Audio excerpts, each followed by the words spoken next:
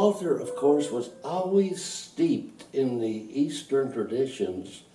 I remember him showing me things that were rare items. I don't know where they are because they were in his home. Rare prayer wheels, for example.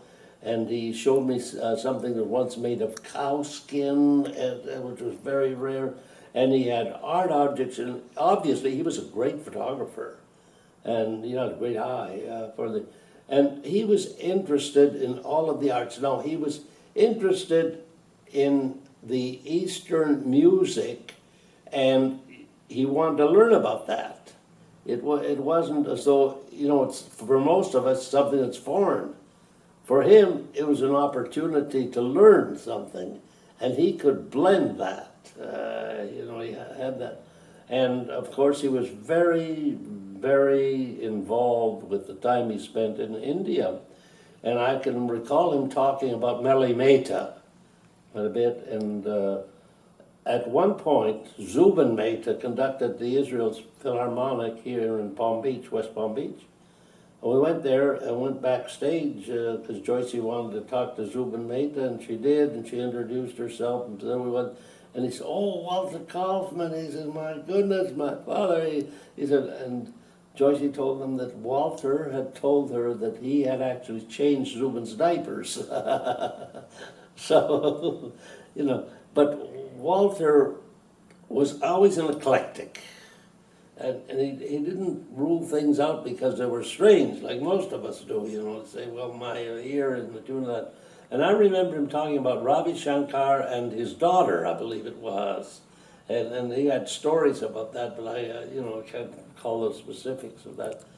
But Walter himself seemed to just absorb like a sponge. That was his thing, everything was around him. He would absorb. And, I often wondered, how could anyone have so many interests, but his work was the most important thing in his life, period. That was it. The violin teacher wrote a book, the Suzuki method. Yeah. Yeah.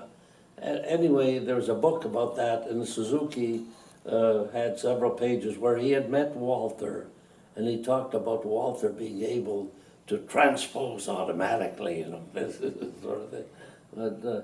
But for Walter, it was nothing but on. It was no show.